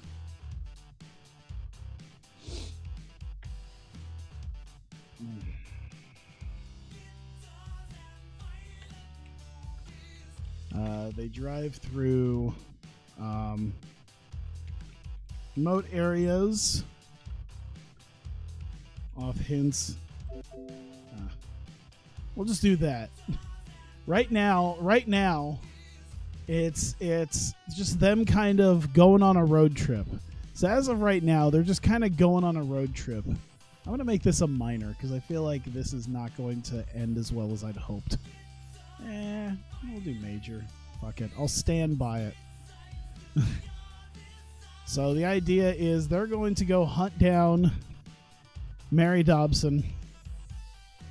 They're on the hunt for Mary Dobson to find out where she's at, to deal with the fact that she's killed, she has murdered 2 of their friends, and they're now going to start looking for her. they've gotten some hints, and they're now driving through remote areas, like sort of the woods. And let me see here. I think I'll do... Here we go. Let's do Ayako Hamada, Arisa Nakajima, Hikaru Shida, and actually, yeah, I think I'm going to do Kurt Angle. We're going to have a little bit of a crossover here.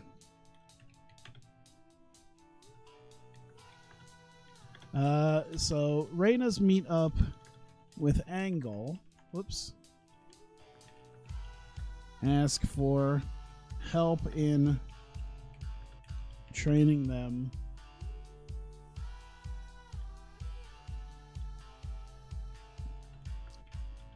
to improve.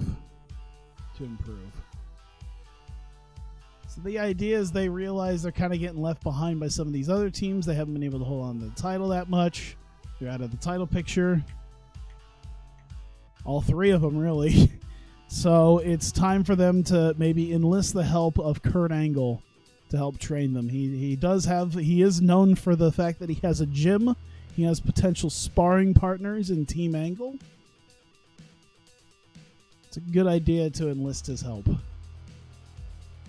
So we'll throw that there, and I think we're actually just going to be done. We'll just end it We'll end it right at the 120.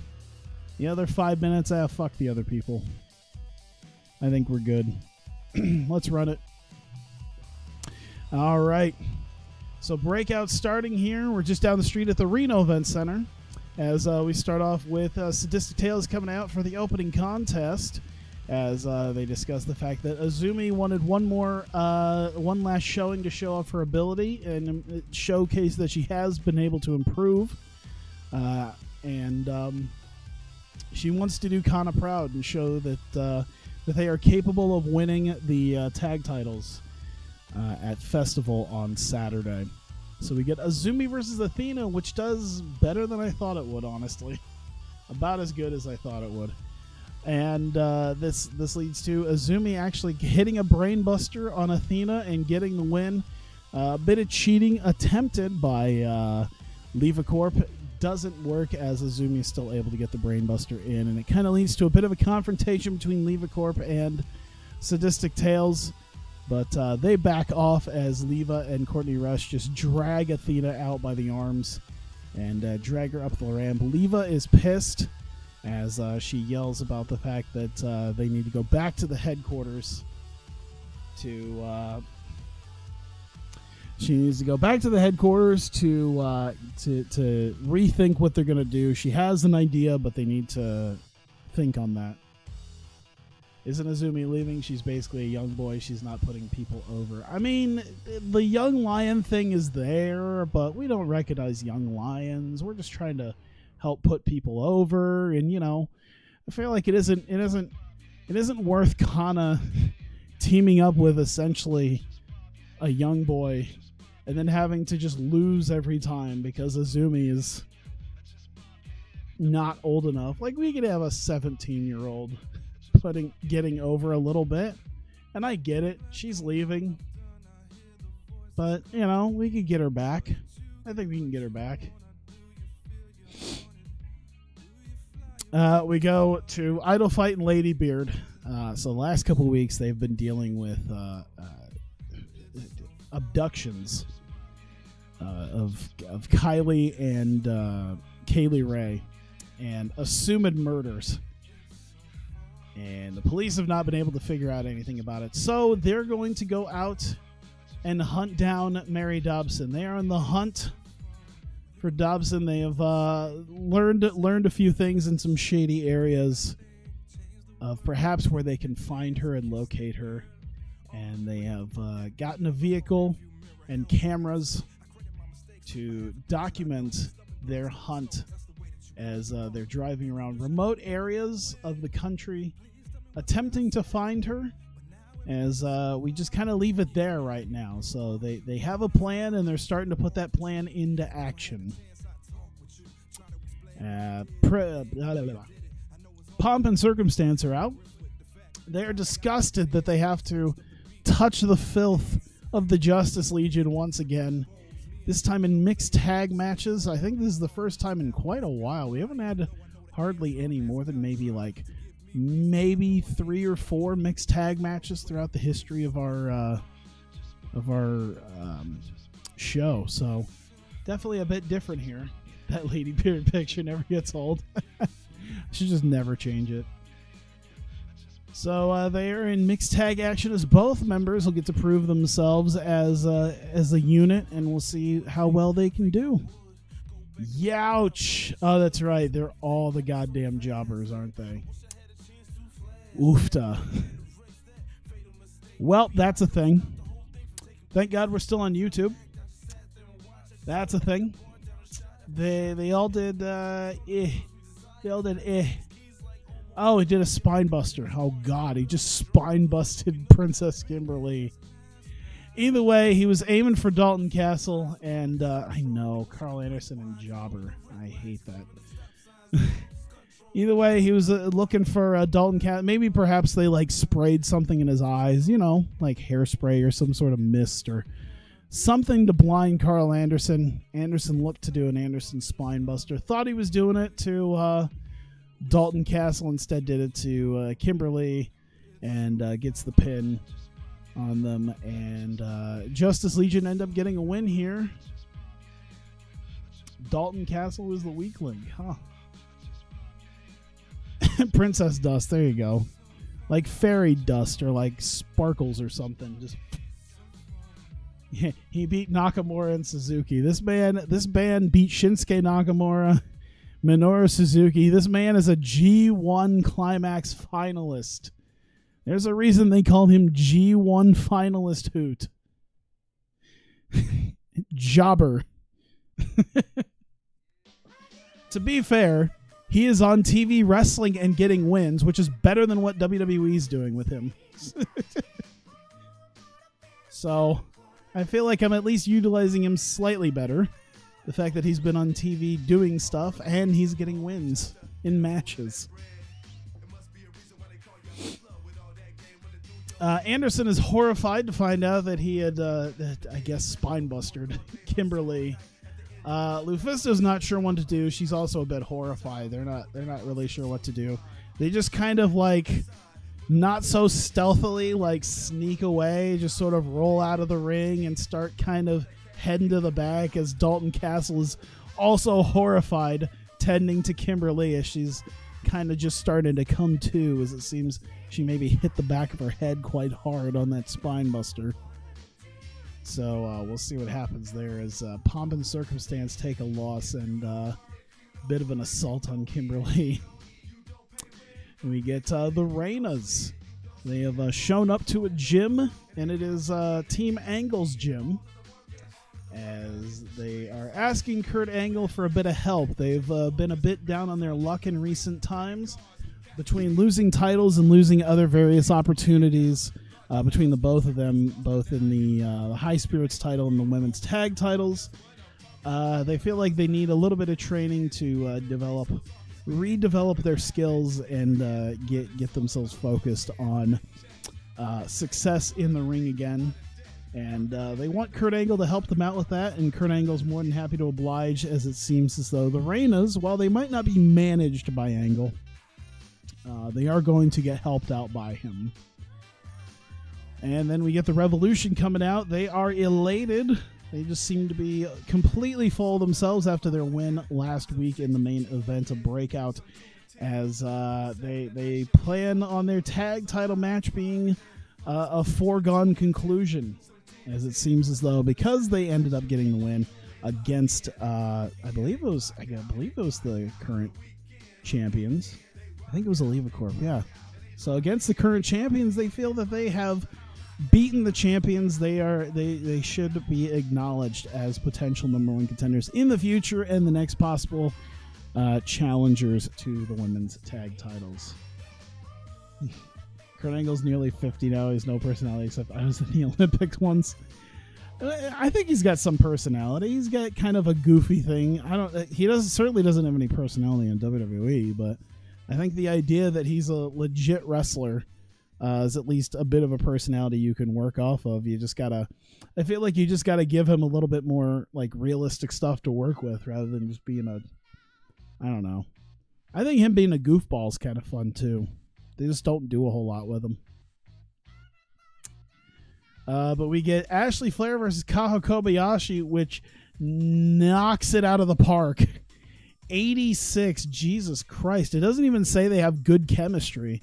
They just bust out an 86 for whatever reason. And Kaho Kobayashi with a drop kick, really? What is this, Memphis wrestling in the 70s? Kaho Kobayashi gets a win over Ashley Flair. To everyone's surprise, gets a big upset win, perhaps positioning herself with an opportunity at to potentially challenge for the High Spirits title. Of course, we know Hikaru Shida's been wanting to aim for that title as well. So we'll see what comes of that. But Kaho's successful against Ashley Flair, who was, of course, a semifinalist in the High Spirits Championship tournament. Kaho seems like she'd do a fisherman buster. Why do we need to do more busters or fishermen's anything? I don't know what we need to do with her. But yeah, Foley comes out after the match and a little bit of condolences to Flair for losing, but he does acknowledge that Becky and Brittany Knight have earned their spot as challengers to the women's tag titles. But unfortunately, of course, the tag titles are up in the air right now at Festival. So after Festival, he'll get back to them and they'll figure out what they're going to do with that. And we get Paul Heyman with the rest of Heyman International doing a sit-down with Joey Styles, discussing the future of Heyman International, what he's going to have in the future for Mayu and Miyu. Of course, he says they still plan on tagging together. They still get along quite a bit. However, they both could also be very able, and they are both very willing to try to go after singles belts as well. With EO, maybe they might switch a few things up. They've been saying that Miyu is somewhat interested in that High Spirits title, and we'll see if perhaps we'll have anything in the future. Plus, they give a time frame on EO's return.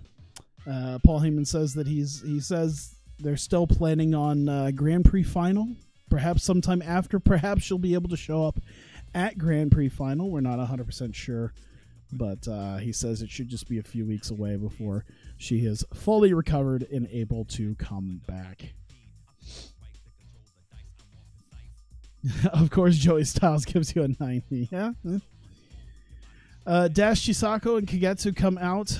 They are down one Minoru Suzuki because of last week, and they can't find Hazuki. But they got to get out of here for the match anyway. But once again, they shake that off. They are discussing the fact that they basically tell Kairi they think that if she thinks she can get away with sneak attacks, they're going to think wrong, because they're going to end Kairi at Festival when Kagetsu has her. I believe I put no holds barred. Yeah, no holds barred match against Kairi, and she will have no mercy shown against her on Saturday. And then we get goddamn Jesus. Hang on. Okay. Thank God for Dash, man. Main event. Dash Chisako and Kagetsu with the new tag team. Why a top rope drop kick? Kagetsu doesn't... Oh, my God.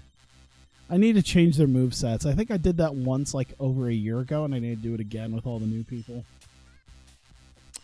But either way, Dash and Kagetsu get the win. I would say Dash actually would get the win, but she kind of threw Kagetsu on there so that she got a win.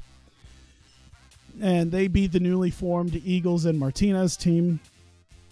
Now that Nicole Matthews is sort of a singles champion, she's focusing on her singles career. So Eagles teaming up with Martinez. They had a good shot, but unable to make it happen as Dash and Kagetsu get the win. They do celebrate, however, it comes up on the screen somewhere backstage. Hazuki has been laid out, and she's being dealt with by EMTs. This has Dash and Gegetsu start running out of the ring, up the ramp, and to the back, where by the time the camera catches up to them as they get there, they notice that Hazuki, as she's being lifted onto the stretcher, they see that a gold Pirates coin, has been placed on top of Hazuki, as they seem to know and indicate that this means that Kairi Hojo had gotten Hazuki once again, but they'll be able to get a bit of measure of revenge on Saturday at Festival 83. I used Dalton Castle and Carl Anderson too much, really? One angle, one match. That's too much Carl Anderson. I don't think that's possible.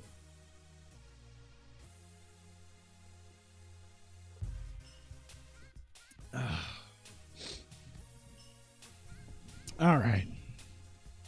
What do we got here?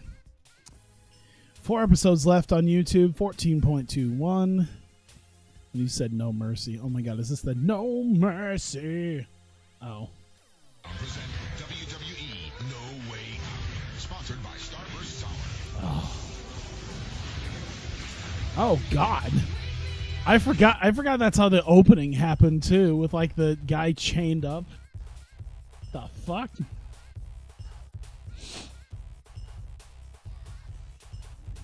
Jesus. All right.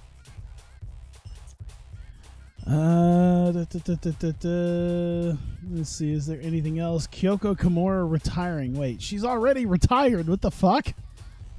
She's been. I think she was retired by the time this database came out. Ryan Eagles gets ripped. His new. Oh, that type of ripped. He got ripped. Jack Trades dies.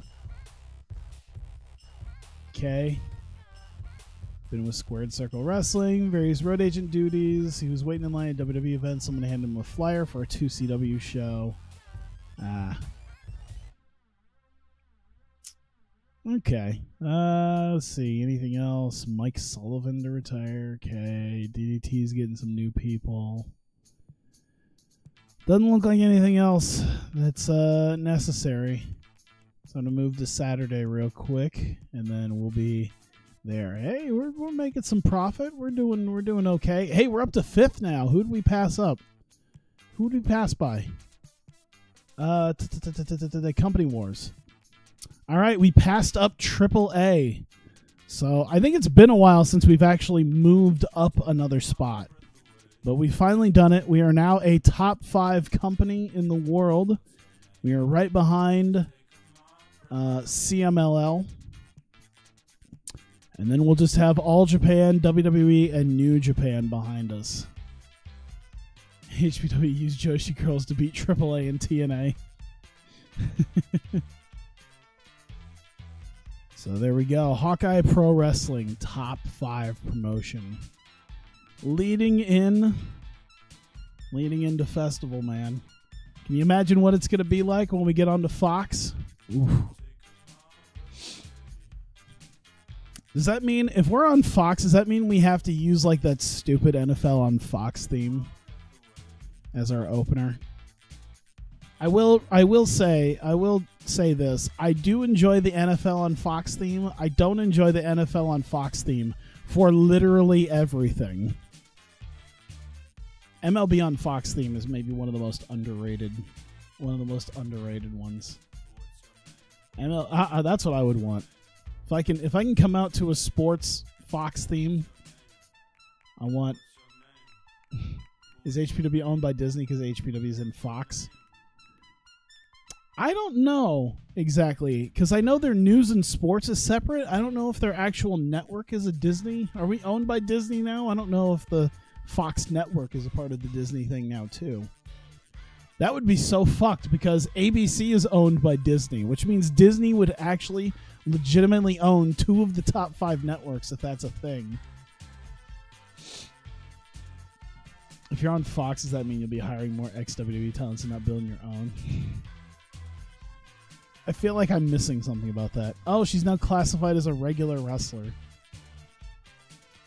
HPW fight for... Wait. Camaria?